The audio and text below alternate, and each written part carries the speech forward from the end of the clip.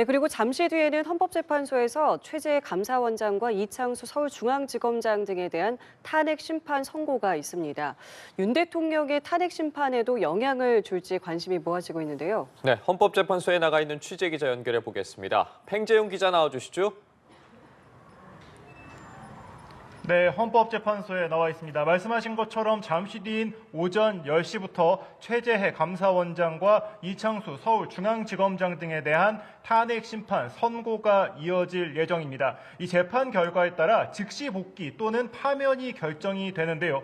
오늘 선고의 이 순서와 전망에 대해서 사회부 법조팀 배윤지 기자와 함께 이야기 나눠보도록 하겠습니다. 배 기자, 일단 잠시 뒤부터 재판이 시작인데 어떤 순서로 진행되는지 설명 좀 해주시죠. 최재 감사원장과 이창수 서울중앙지검장 등 검사 3명에 대한 탄핵 심판 선고가 조금 뒤 오전 10시부터 동시에 연달아 선고될 예정입니다. 선고는 먼저 최 감사원장에 대한 주문을 낭독하고 이유를 설명하게 되는데요. 이어서 휴식 없이 곧바로 이창수 지검장 등 검사 3명에 대한 선고도 이뤄지게 됩니다. 이 두 사건은 지난해 12월 5일 비상계엄 다다음 날 같은 시기에 탄핵 소추안이 가결됐는데요. 이로써 직무정지도 어느덧 3달을 넘겼습니다. 그간 이제 직무가 정지되면서 좀 업무들이 지연되고 있다는 그런 비판의 목소리도 있었었는데 오늘 결론이 나면 소추안 가결 98일 만에 이들이 직무를 복귀하게 되느냐 아니면 파면이 되느냐 결정 나게 되는 겁니다. 네, 그렇습니다. 말씀을 들으신 것처럼 잠시 뒤에 이제 재판 선고에 따라서 이 공직자들이 어떻게 되는지가 결정이 되게 되는데 오늘 현재까지는 이제 변호인들이 지금 재판정에 하나둘씩 도착을 했다고 합니다. 재판이 이제 두 사건이 한꺼번에 진행되는 만큼 1시간 정도 진행이 될 것으로 보이는데 이제 사건을 좀 하나씩 짚어보도록 하겠습니다. 이 최재해 감사원장의 이 탄핵 소추 내용과 그리고 어떤 부분 때문에 탄핵이 됐고 또 최재해 원장 측의 입장은 또 어떤 것이 있었나요? 네, 먼저 여당 주도로 가결된 감사원장 탄핵소추 사유 3가지로 나눠볼 수 있습니다. 네. 감사원은 대통령의 국정을 지원하는 기관이다 이런 발언을 했었는데요. 이러한 발언이 감사원의 독립성을 훼손했다 이렇게 야당은 주장했습니다. 그리고 또 이제 공정성을 위반한 그런 정치적 중립을 위반한 표적 감사를 했다 이런 것도 탄핵 소유 중에 하나였습니다. 대통령실 관저 이전에 대해서 부실 수사를 했다는 의혹도 있었고요. 또 전현희 전 국민권익위원장에 대해서 표적 감사를 벌였다 이것이 두 번째 사유였습니다. 그리고 또 국정감사에서 감사원에 요구된 자료 제출을 거부한 점도 국회 입법과 감시 기능을 방해한 그런 중대 사유라고 주장했습니다.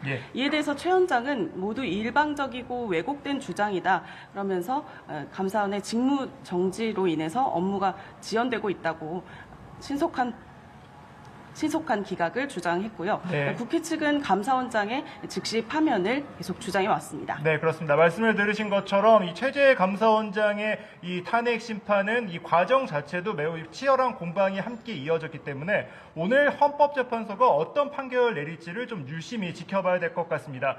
오늘 이제 최재해 감사원장의 사건을 선고한 뒤에 곧바로 이어서 이창수 서울중앙지검장 등 검사 3인에 대한 이 탄핵 심판 선고가 곧바로 이어지게 됩니다. 이 사건은 이 최재해 감사원장과 다른 소추 이유로 이제 탄핵이 넘겨온 건데 이 사건에 대해서 좀 설명을 해주시죠. 네, 이창수 서울중앙지검장 등 검사 3명에 대한 탄핵 소추 사유를 살펴보겠습니다. 먼저 김건희 여사에 대한 도이치모터스 주가 조작 사건을 불기소했는데 이 수사 과정이 부실 수사였다 이런 주장입니다. 당시 불공정한 수사였고 총장의 보고 없이 단순히 김 여사에 대해서 방문 조사만 이뤄져 특혜다 이런 주장이 있었습니다. 또 이어서 관련 기자회견에서 김 여사에 대해서는 범죄 가담이 아니라 단순한 추천 권유로 주식을 매도했다고 사실을 왜곡했다 이렇게 허위 사실을 유포했다는 것도 탄핵소추 이유였습니다.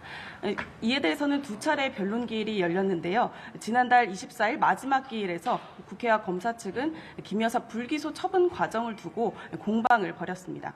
국회 측은 김 여사의 특혜 출장 조사가 평등 원칙을 위반한 수사다 이렇게 주장을 했고요. 그래서 정치적 중립 의무를 위반한 것이 중대한 탄핵 사유라고 주장했습니다.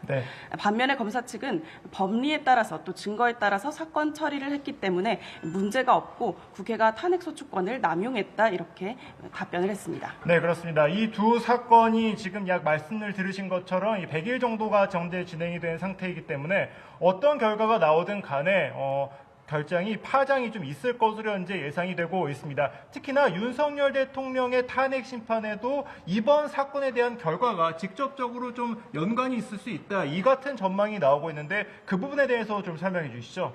네, 맞습니다. 윤 대통령이 비상계엄 선포의 이유로 먼저 짚은 게 야당의 줄 탄핵이었잖아요. 네. 그래서 오늘 이제 탄핵 선고가 두 번째로 이진숙 방통위원장에 이어서 두 번째로 이뤄지게 되는데요. 네. 그런 만큼 재판부의 판단에 관심이 쏠리고 있습니다. 예. 또 헌법재판소는 사실 윤석열 대통령에 대한 탄핵 심판, 신속 심리를 강조해 왔는데 오늘 선고가 내려지면서 윤 대통령에 대한 탄핵 심판 선고는 좀 밀리는 거 아니냐 이런 분석도 제기되고 있습니다. 말씀하신 것처럼 사실은 오늘 있었던 이 선고는 좀 예상을 깨고 일찍 진행이 된다는 측면도 좀 있습니다. 따라서 윤석열 대통령의 이 탄핵 심판 선고가 언제 나올지도 좀 관심인데 좀 나온 게 있나요?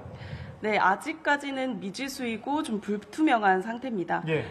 탄핵 심판 심리가 이제 길어지고 있다는 게 변수로 작용하면서 일각에서는 윤 대통령의 탄핵 심판 사건에 대해서 재판부의 의견이 일치되지 않는 것 아니냐 이런 심리가 길어지는 이유에 대해서 예. 분석이 나오고 있습니다. 네. 아무래도 중대한 사건이니만큼 완결성을 기하면서 평의가 길어지는 것으로 보이는데요.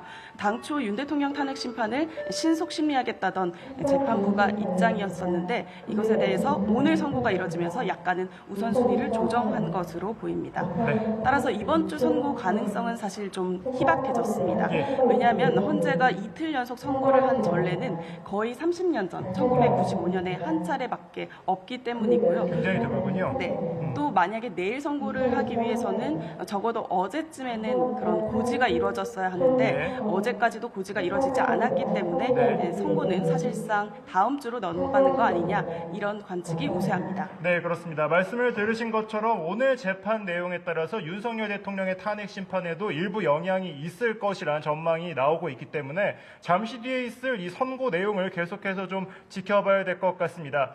재판이 끝나고 난 뒤에는 각 당사자들의 입장도 나올 것으로 현재 보이고 있습니다. 검찰과 감사원도 긴장 속에 이번 선고 내용 지켜보고 있을 것으로 보이는데요. 오늘의 선고 내용은 연합뉴스TV에서 계속 취재해서 전해드릴 수 있도록 하겠습니다. 지금까지 헌법재판소에서 전해드렸습니다.